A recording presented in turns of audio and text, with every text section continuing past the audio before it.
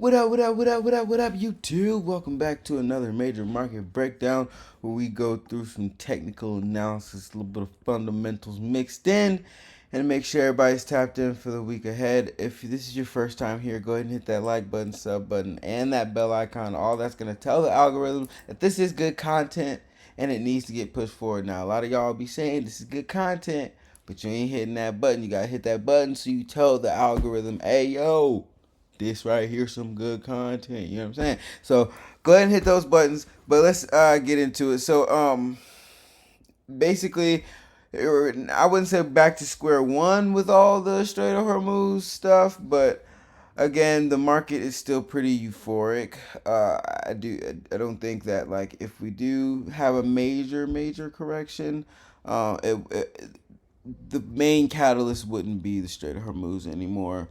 I feel like that the narrative on it is kind of bleeding from markets. Now, granted, of course, physical markets are still going to feel it for the next quarter or so. But as far as all these charts go, the 10-year Treasury yield is up crazy. As you can see, the dollar has been on a little bit of a tear the last week, but I think we'll get a little bit of exhaustion after we finish filling in this little gap here, and we're gonna start seeing some more downside move. Because if you look, kind of scroll out a little bit, you can see we're in kind of a downward trending channel, and like it could break out to the upside, to my surprise above all of this, but I don't believe that's what we have in stock for us. So I'm kind of waiting a little patiently for dollar sells, which are essentially buys on all of our majors.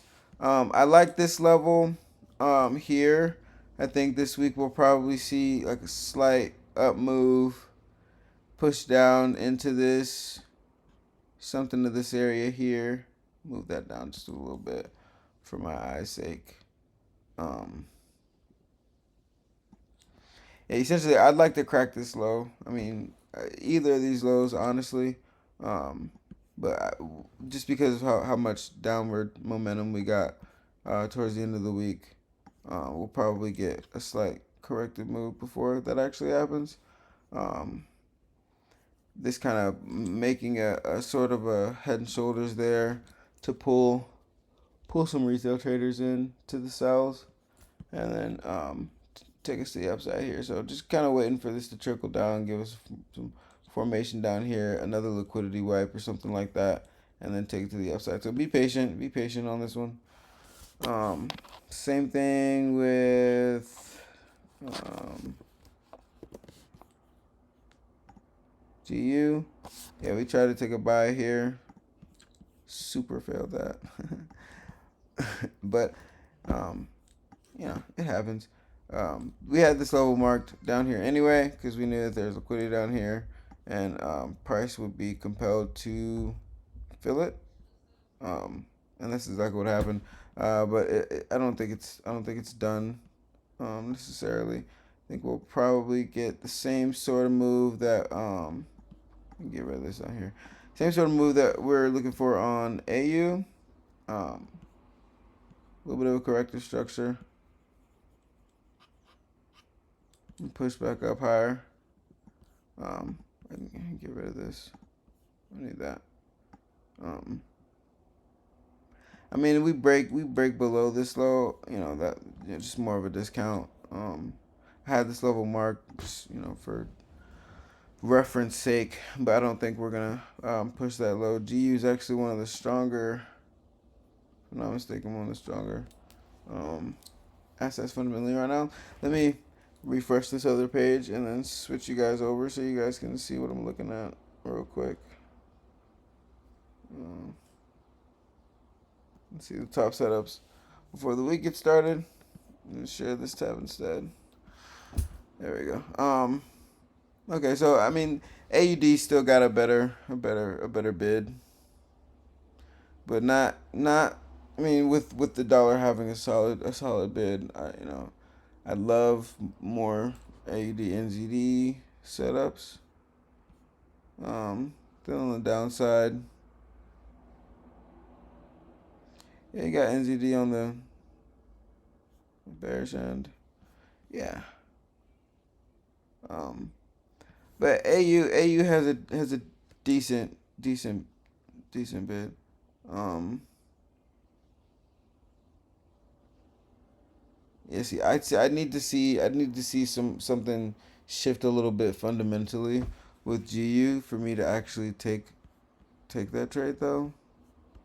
I believe what I'll probably be most interested in this week is those CAD chef sells and AUD NZD buys. Let's take a look at it on the chart.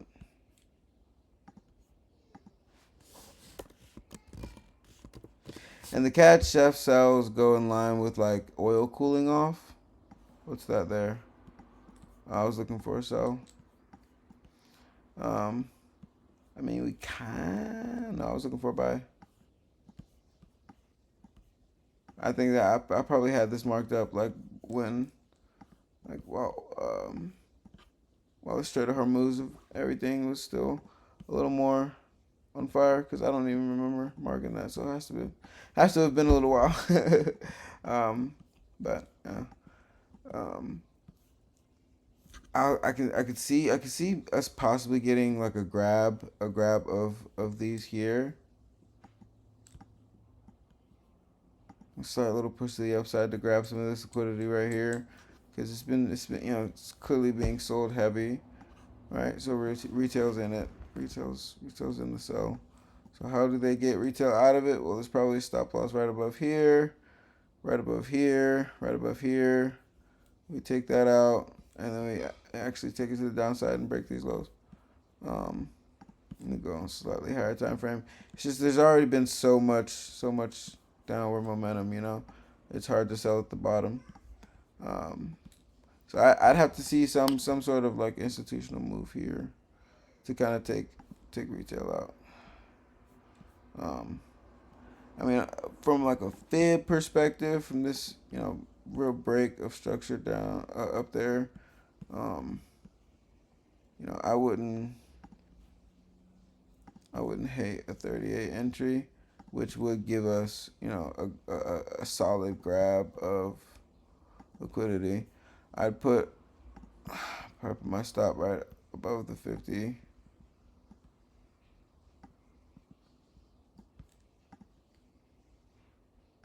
Yeah, something like that. Um, it's not verbatim, but it'll be something like that I'll be looking for.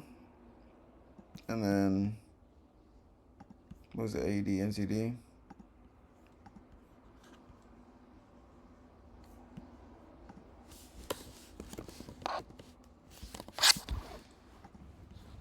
Oh, man. A lot of my take profit levels already hit on this. So, it's hard to just, keep buying it when we've hit every level. We bought here, we bought here, we bought here, we bought here. The chat's been decent with this. I'll say though, if we can like retest this level here, then I'll be interested in buying it again. We can retest this level here and everything's still strong with it fundamentally.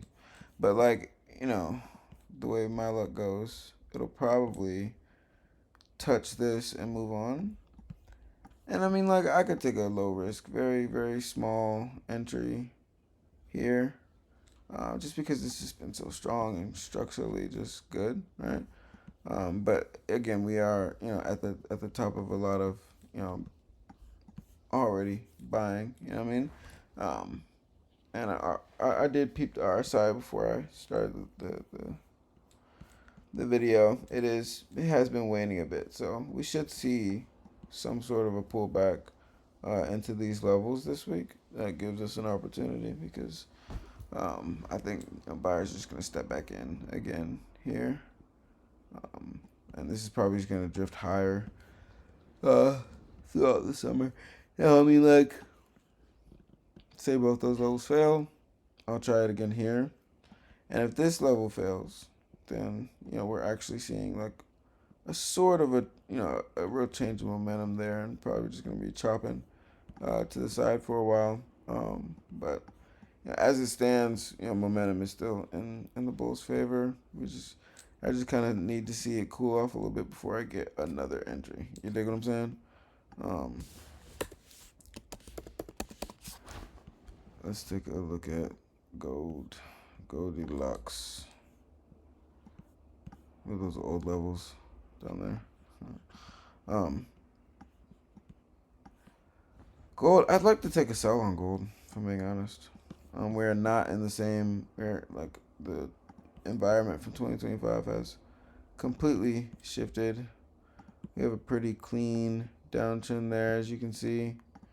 Um, it's just kind of slumped over here, but I need to see like a rally for me to sell. Like if I would have been really focused on it, I probably would have really liked to sell here. But I wasn't. That's fine. Um, if we can like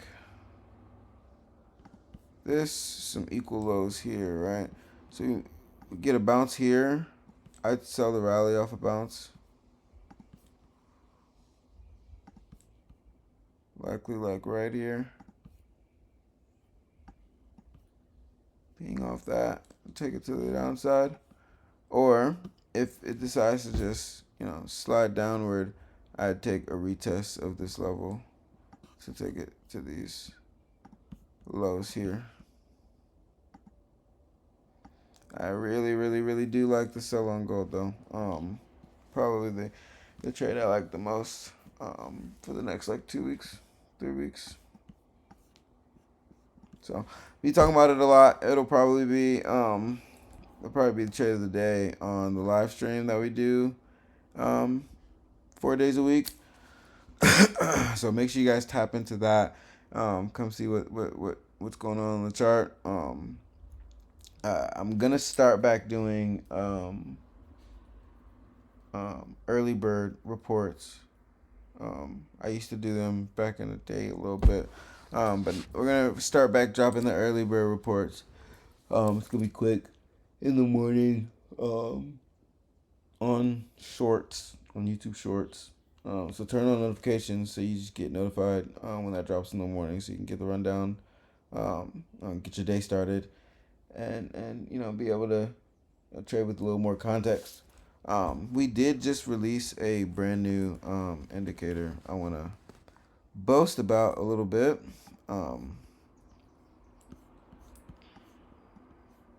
So exit. Let me go to one of the trades one of the really good, cool setups that we saw. What was that? Let me go look. That was the, refresh that. What time frame was that? 3 minute, I believe. Yeah. It should be on this chart. Oh yeah. I'm just not scrolling the right place. Sorry. Took a banger trade.